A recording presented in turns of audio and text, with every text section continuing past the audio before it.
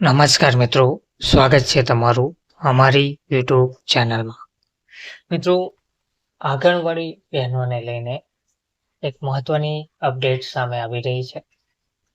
અરવલ્લી જિલ્લાના અને તમામ આંગણવાડી કેન્દ્રોમાં પ્રેરણાદાયી કાર્યક્રમનું આયોજન કરવામાં આવી રહ્યું છે. તમામ આંગણવાડી કેન્દ્રોમાં પ્રેરણાદાયી કાર્યક્રમનું જે આયોજન કરવામાં આવ્યું છે તે હેશટેગ વંદે માતરમ 150ની ઉજવણીને બાળકો, વાલીઓ તેમજ લાભાર્થીઓ સાથે મળીને વંદે માતરમ ગીતના મૂળ સ્વરૂપનું સામૂહિક ગાન કરવામાં આવ્યું હતું. આ કાર્યક્રમ દેશભક્તિની ભાવનાને જાગૃત કરવા અને રાષ્ટ્રીય ગીતના મહત્વને નાના બાળકોના સમજાવવા માટે યોજવામાં આવ્યો હતો. આંગણવાડી કેન્દ્રોના નાના બાળકોએ પોતાની મીઠી અવાજમાં વંદે માતરમ ગીત ગાયું હતું, જેનાથી વાતાવરણ દેશભક્તિમય બની ગયું હતું. આ કાર્યક્રમમાં વાલીઓ અને લાભાર્થીઓએ પણ ઉત્સાહભેર ભાગ લીધો હતો.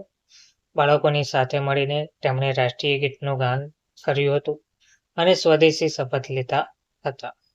આ શપથ દ્વારા તેમણે સ્વદેશી ઉત્પાદનોનો ઉપયોગ કરવા, દેશની સંસ્કૃતિ અને પરંપરાઓનું જતન કરવા તેમજ રાષ્ટ્રના વિકાસમાં યોગદાન આપવાનું વચન લીધું હતું. આંગણવાડી કાર્યકર્તાઓએ આ કાર્યક્રમને સફળ બનાવવા માટે અથાગ પ્રયાસો કર્યા હતા. તેમણે બાળકોને ગીતના શબ્દો અને તેના અર્થ સમજાવ્યા હતા, જેથી નાનપણથી જ દેશભક્તિની ભાવના તેમના હૃદયમાં ઊંડે સુધી રોપાઈ શકાય. આ પ્રસંગે બાળકોએ અને વાલીઓએ પણ આ કાર્યક્રમમાં ભાગ લઈને બાળકોના ઉત્સાહને વધાર્યો હતો. આ કાર્યક્રમથી બાળકોમાં રાષ્ટ્રપ્રેમની ભાવના જાગૃત થઈ હતી અને સ્વદેશીના મહત્વને સમજાવવાનો પ્રયાસ કર્યો હતો. હેશટેગ વંદે માતરમ 150ના આ અવસરે આંગણવાડી કેન્દ્રો દેશભક્તિના કેન્દ્ર બની ગયા હતા.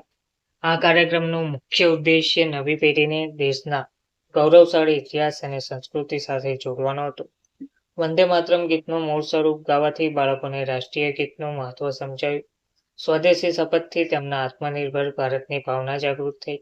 આવા કાર્યક્રમો દ્વારા ગ્રામીણ વિસ્તારોમાં પણ દેશભક્તિનો સંદેશ પહોંચે છે અને નાના બાળકો દેશના જવાબદાર નાગરિક બનવા તૈયાર થાય છે. અરવલ્લી જિલ્લાના આંગણવાડી કેન્દ્રોમાં આયોજિત આ કાર્યક્રમમાં એક યાદગાર પ્રસંગ બની રહ્યો. બાળકોના મુખ પરનો આનંદ, વાલીઓનો ઉત્સાહ અને કાર્યકર્તાઓની મહેનતે આ કાર્યક્રમને સફળ બનાવ્યો. આવા કાર્યક્રમો ભવિષ્યમાં પણ યોજાય તે જરૂરી છે, જેથી દેશભક્તિની ભાવના દરેકના હૃદયમાં જીવંત રહે. ધન્યવાદ.